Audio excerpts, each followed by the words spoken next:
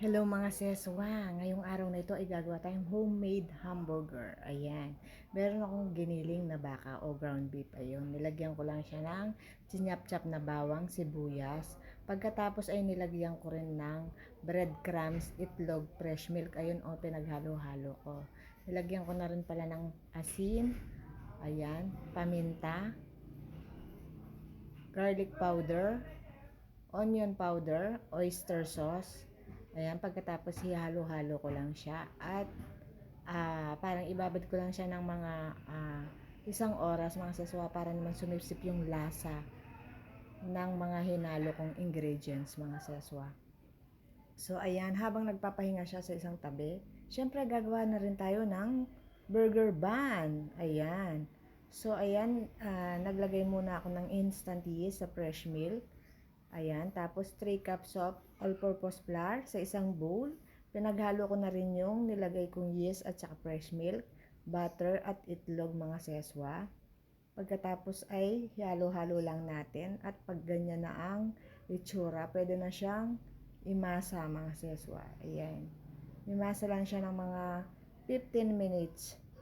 Ayan siya mga seswa. Parang nag-i-enjoy talaga ako sa pagbe-bake. Lalo na sa pagmamasa.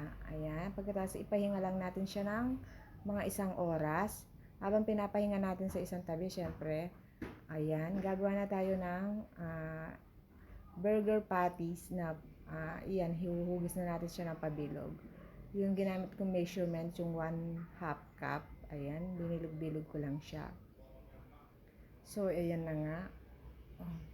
Nakagawa ako dyan ng 8 mga seswa. Ayan, 8 pieces na patties. Ayan. So, habang pinapahinga ko ulit yun, ayan na. Hahatiin ko naman ito din sa 8 pieces para sakto dun sa patties natin mga seswa. So, ito na nga, ayan.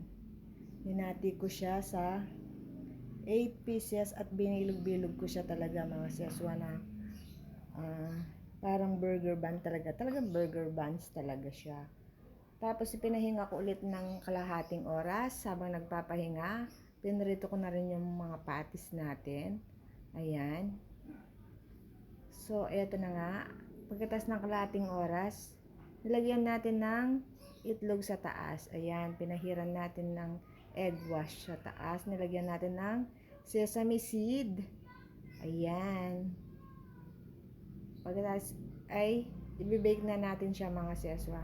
So, ito na nga, makukumpleto kaya ang natin kung walang price. Ayan. Hindi ko na kayang gumawa ng price, kaya bumili na lang ako sa grocery. Ayan. Siyempre, hindi naman masarap kainin ng burger nang walang price, ba diba? So, ayan na, bumili na lang ako. Ayan, ang ganda ng pagkakaluto ng aking burger buns, mga seswa. Ayan, oh, kumpleto na siya, luto na lahat. At punta naman tayo sa pag-assemble. Ito na nga, ayan. Nakalimutan ko nga pala ang kamatis mga seswa. Ayan, nilagyan ko ng mayonnaise, nilagyan ko na yung patty, ayan. Pagkatapos yung cheese, pipino at lettuce. So, ayan na, kumpleto na ang ating burger mga seswa, napakasarap. O, in fairness naman sa akin, ayan. So, ang sarap-sarap mga seswa.